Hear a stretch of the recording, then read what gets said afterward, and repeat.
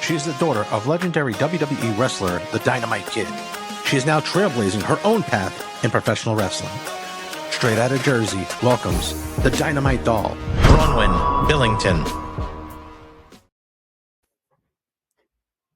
Welcome, everyone, to Straight Out of Jersey. I'm your host, Joe Zapata, and my next guest is the daughter of legendary wrestler who I grew up on, Dynamite Kid. Great wrestler. Now she's doing her own little path in the world of wrestling.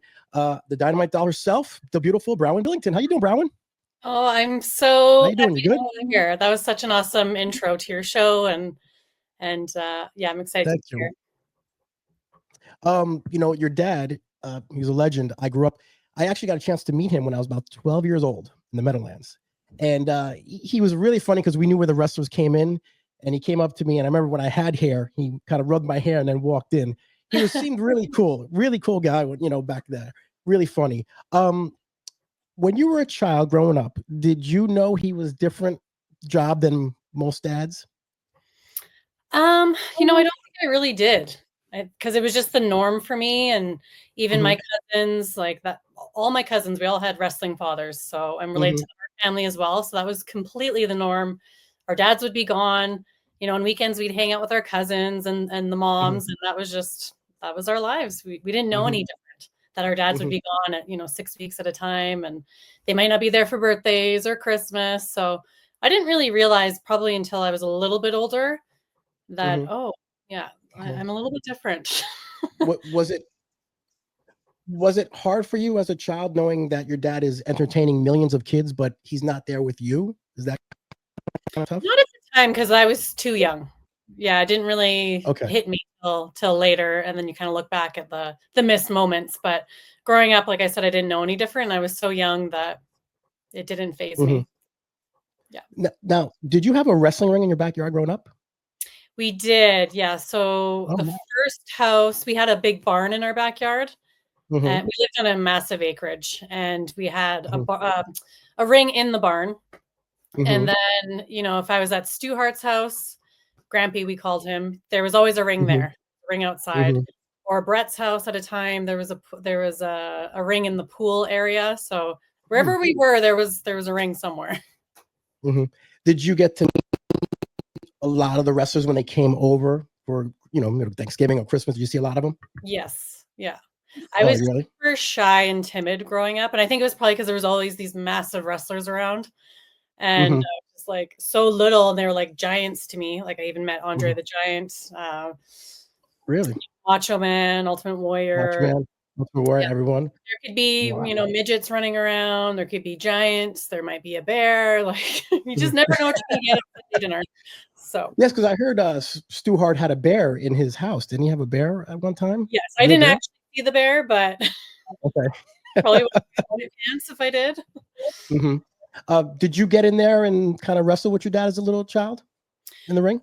Not really. I was more when I'd play with my cousins, they'd be like, I remember Dallas, that's Brett's first or second child, that's his first son.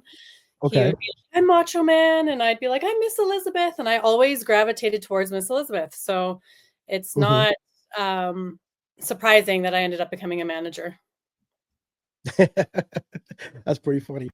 Well, in the wrestling world, everything, obviously you and your dad, everything that was on the dark side of the ring that came out. Who was Bronwyne in high school? Oh gosh. Well, in grade 10, well here, I don't know about in the States, but high school's grade 10 here. So 10 and then 12. So grade 10, I had like my first real boyfriend. So I was just really excited and committed to that. And then he kind of controlled me and like told me what to do, and then I rebelled really hard, and still to this day now, like I don't like being told what to do, and I think it's definitely that, and like no one's ever gonna tell me who I am, what I'm gonna wear, like so I feel like the next year it was really about like becoming who I want to be and not what some guy wants me to be. So back then, raves were a thing. I was raving, listening to techno music. That was my high school years. But my youngest brother and sister, they're twins. They were born when I was 17 years old. So when I was 18, my mom went back to work because she had a year off in Canada, a year off, and then she went back. Her mat leave ended, and she went back to school. She's a teacher. And so I became my little brother and sister's nanny. So for 5 years until they went to school, that was my job. And they really prepared me because my eldest daughter, she's 7 years younger than my brother and sister. Or old, yeah. Sorry. So they really prepared me for motherhood, and it's just something that came like really natural to me. I'd done it before. I basically helped raise the twins. The only thing I didn't know was like pregnancy and like through the night stuff. But that, yeah. Wow. Now you're dating in high school and doing whatever. Did people and your students, everyone, they know who you were? Did they know, hey, she's the daughter of the Dynamite Kid? Did they know? Yeah, and I also went to school with Brett's kids, so yeah, everyone like knew who we were, and my cousin Jade, so that's Brett's eldest. She's a year older than me, so she was there first in high school, and then like on my first day of high school, I was like, I'm freaking out, like I didn't know what to wear. And I think I did change myself when I first went to high school. I like kind of dressed like what I thought like guys would want. Like I wore like big platform shoes and like tight shirts and whatever. And I asked my cousin, like, is this cool? Like, should I wear this? And I wore these big shoes. They were like, I remember I went to Hawaii and I went shopping there and I bought these big platforms. So I was like, I'm going to wear these on my first day of high school. And I fell down the stairs at school. But yeah, that's just an example of how I was like trying to like just be what I thought I was supposed to be. And so high school was actually a really hard time for me. I hated my high school and I was just really trying to like figure myself out. I don't think I really knew who I was. Were you having a love-hate relationship with the world of wrestling because of your dad? At that time, yes. I don't think I was super into wrestling at the time. Oh, actually, I do remember Trish Stratus around that time when I was in high school. So I think that's kind of when I started like poking back in. I'm like, oh, like the Attitude Era. And I really liked Trish. And actually my first boyfriend, I think he liked wrestling, if I recall. So we did watch a little bit of wrestling. Your dad, obviously, you guys you went back to see him before he passed. Tell me if you can how those moments were when you got to see your dad for the first time in a while, long time right now. Yeah, it was very nerve-wracking. My cousin took me. I went to go stay with my cousin. I reached out to him and kind of reconnected with him on Facebook. That's when Facebook first became a thing. And so, and I had my daughter, my first daughter, and she was 2 years old. And so a part of me felt like it was missing, and that was like my family in the UK. So I reached out to my cousin and I made plans to go stay with him and go see him and my cousins and like uncle and aunt. And I'm like, if I get the balls, I'll go and like, I'll go see my dad. But I wasn't sure. I'm like, I don't know till I'm there. Like, I'll just see how I feel. And so I was there for one day, had the big night out with my cousin and uncle and reunion and everything. And the next day I was like, okay, like I was terrified. I was like, okay, let's just do it. Just take me there. So my cousin took me to my dad's and it was like a row of houses, like kind of like apartments or something. And I went, he was like, oh, the corner one. So I went and knocked on the corner one and I was like shaking. I was like, oh, I'm going to faint. I'm going to pass out, like shaking. I'm almost crying and no one answered the door. So I went back to my cousin's car and then he's like, oh, I just found out it's the other end. It's actually that door. He went to the wrong end. And then I'm like, I was so scared. I'm like, okay, I can't do that again. Cause standing up there like by myself at the door, I thought I was going to faint. So my cousin's like, okay, I'll come with you. And he's a really big guy. So I stood behind him and my dad's wife answered the door. And she was like, oh my gosh, she was so shocked to see my cousin Craig. She's like, come in. Like, he's gonna be so excited to see you. And then like, I kind of popped out and she was like, oh my God. And she knew who I was, even just from seeing pictures of like when I was a child, I guess. Last time I probably sent pictures, I might've been in high school. So maybe I kind of looked, like those last pictures she had seen.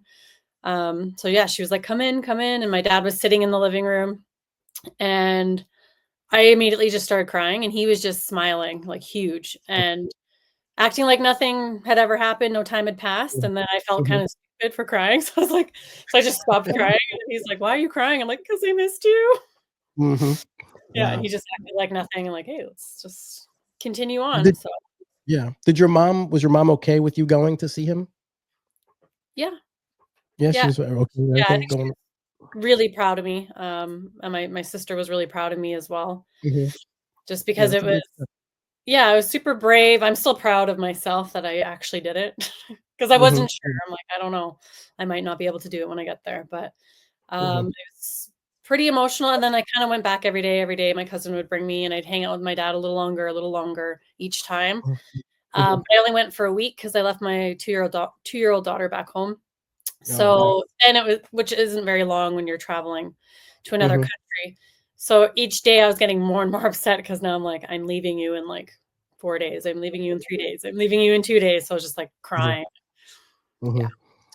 Mhm. Did you guys connect a little bit on just, did he ever, watch, maybe we'll talk about wrestling at all? Or he was just talking about other things?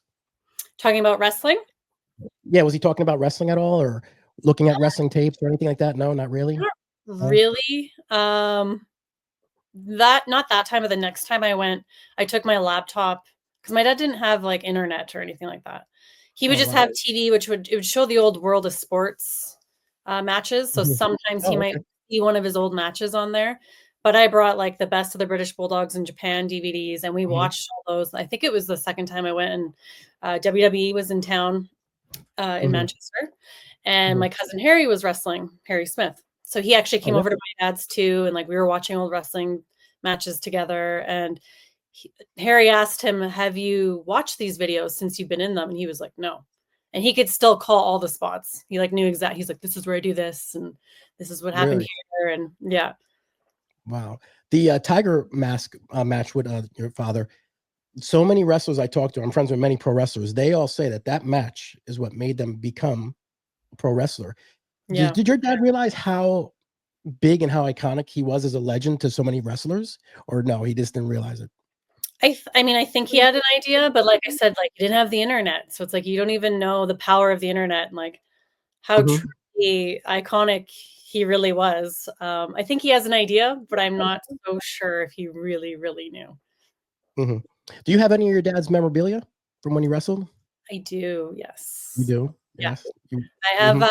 the Union Jack cape, with the vest that him and Oh, Davey okay. and then I have Mhm. Union Jack the trunks that him and Mhm. Davey also wore. Had, like, the Mhm. white leggings underneath and then the Union Jack, trunks. I Mhm. don't have any boots. Um, I have his, like, first ever ring gear, robe. It was, like, a satin blue Mhm. robe from when he was, Mhm. like, 16 years old. It's still in mint Mhm. condition, and it's just blue and yellow writing on the back, kinda like a boxing robe. They used to do that in Okay. England. It says Mhm. Dynamite Kid Yep. on the back. Um, those are the big things that I have. The big names? Okay. Now you're also your father, and then my brother does a boxing podcast. He was a bare knuckle fighter, wasn't he? Your father? My father, yeah, he comes from a long line of bare knuckle boxers. Wow, that's really tough to do, and that's Yeah. I that's a real tough sport. So, of course, my granddad was trying to or wanted my dad to follow his footsteps or the family Mhm. footsteps.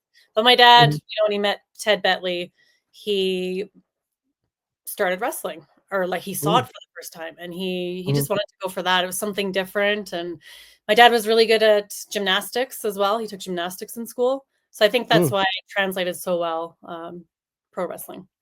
Wow. Now, so when did you decide, hey, I thinking going into this wrestling thing? Because seeing your father, obviously he had a lot of the injuries. When did Mhm. you decide, hey, maybe I'm going to do this? And I think that's why the route that I decided to take was like, I want to be involved. And because I had this love hate relationship with it because of Yes. my dad's injuries. So I kind Mhm. of chose my own way to be involved and my own route, which was managing. Imagine. Mhm. Like I'm Yeah. still involved. It's in my own way. I have kids. So, like I'm still going to protect my body.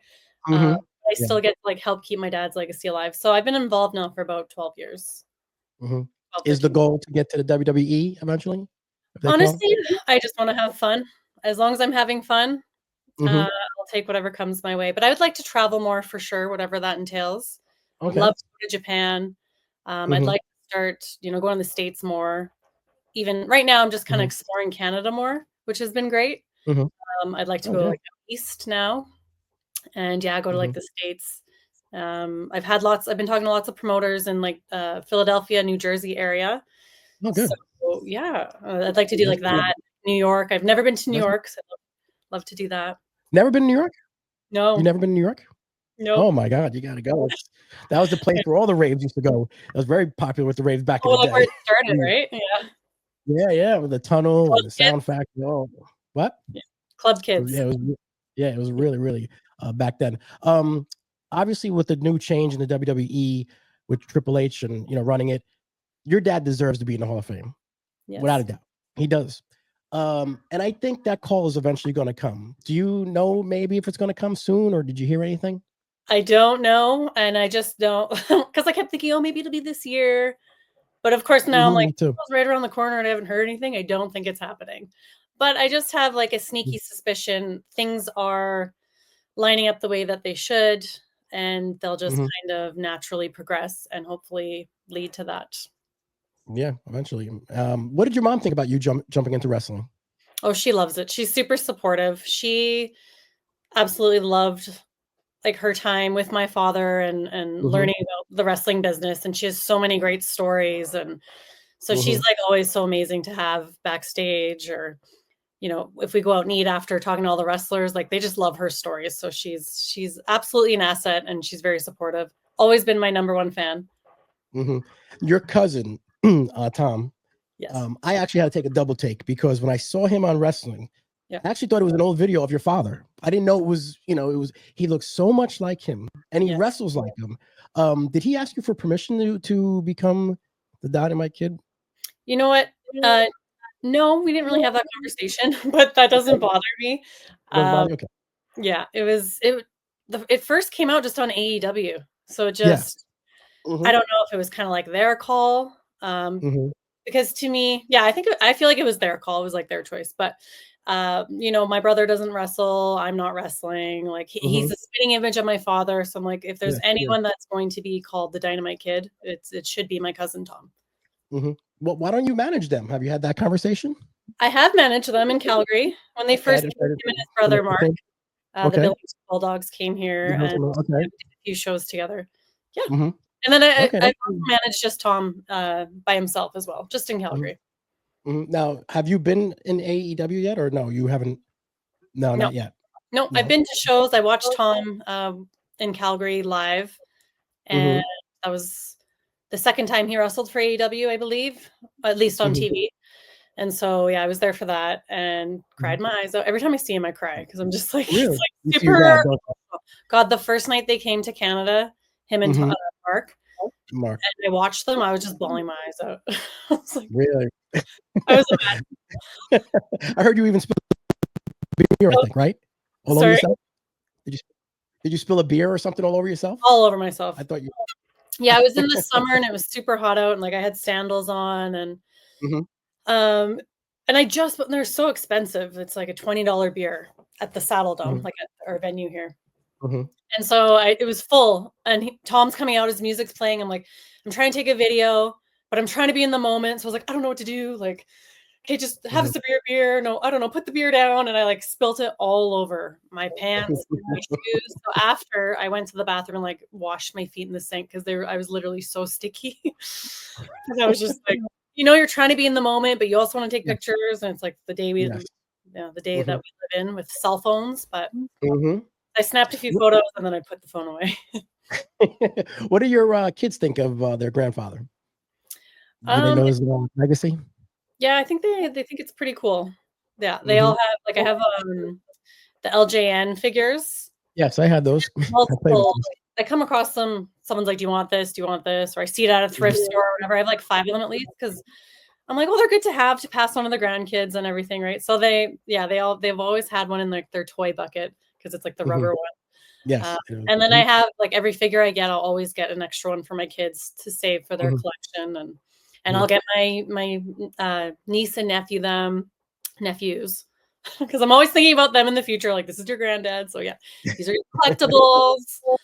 Yeah, cool. They think. What do you want your dad's legacy to be? What do you want people to remember him and know about him?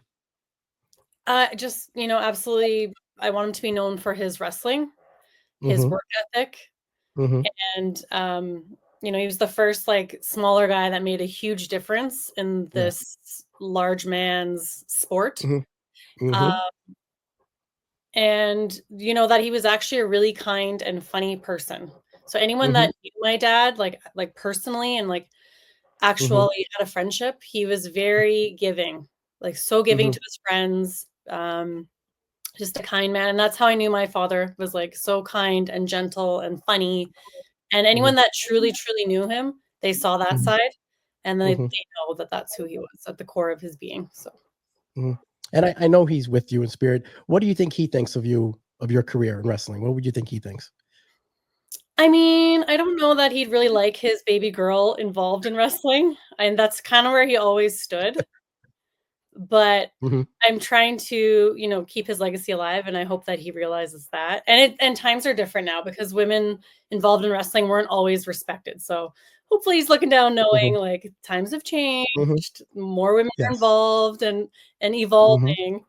I just really hope that he's proud and he knows that I'm doing it, to keep his legacy alive. Yeah, I think so. That's really nice and everything. Like I also wanted to ask you really quick is your sisters, do they also want to get involved in wrestling at all or no? There's me and then my brother and my sister. Your brother, sister, yeah. From my dad. My brother, actually, both siblings did some training in the ring. They actually both did. Okay. And I didn't. So, yeah, but they're not. That's something that was. Really. Yeah, they gave it a go. My sister has the funniest story because I think she was about maybe 16 years old. Okay. And she did this like training camp with Bad News Allen, was like the coach. And so Bad News Brown? Yeah. Oh, okay.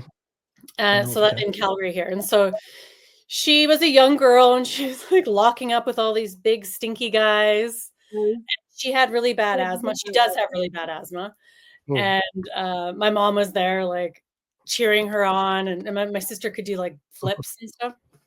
So she's doing laps, and my mom was like, because my dad was really good friends with Bad News. So my mom was really close with him as well, really close with his wife. They used to babysit me growing up. So my mom was like, Bad News, she has asthma. Like, go easy on her. And my sister was so embarrassed. She's like, oh my God, Mom. But yeah, I don't know. I think she did like a month of training, and then she was like, I can't do it. Wow. So you have a podcast too, right? Don't you have a little podcast you have coming? I'm working on a podcast. We haven't released anything yet, just because we're being really like perfectionist about it. We want to have like a full season before we start releasing things. We've recorded 3 episodes. Okay. But like top to bottom, the production is really, really good. I'm really proud of it. So that's why, like, after seeing the first episode, I was like, okay, I'm like so excited and like proud to be a part of this project. But we want to have like a full season before we like start hyping it up and releasing it. So, and we're all so busy. So it's just like a matter of like recording it all. But we're actually going to be recording this weekend. So yeah. Cool. Where can people find you if they want to, see the Dynamite Doll? Yeah. So Instagram is your best bet because it's Dynamite Doll or Bronwyne Jewel, I believe it is my first and middle name. But all my links are on my Instagram. So I have my link tree and you can find me all my links there, even my dad's links. I run his social media, all the merchandise links are on there. And this month I'll be doing shows locally in Alberta. So Edmonton, I will be in Edmonton, Strathmore, and I believe Drumheller this month. All in Alberta. Yeah. Okay. Well, I do hope you come to New Jersey soon enough with the promotion eventually, because I would love to hang out and grab something, whatever. Also, I hope your dad soon gets into the Hall of Fame. That's one thing we are all as fans hope, because we loved your dad. He entertained millions. So we hope, and I hope I can text you and tell you, hey, congrats, because we really want to see it. Bronwyne, we will. Bronwyne, thank you so much for this. I really appreciate it. Again, thank you so much. I'll talk to you actually in a little bit. Thank you. Thank you. All right. Bye. Thanks for watching the Zapata Brand podcast. Please subscribe to the podcast and listen where all podcasts are available.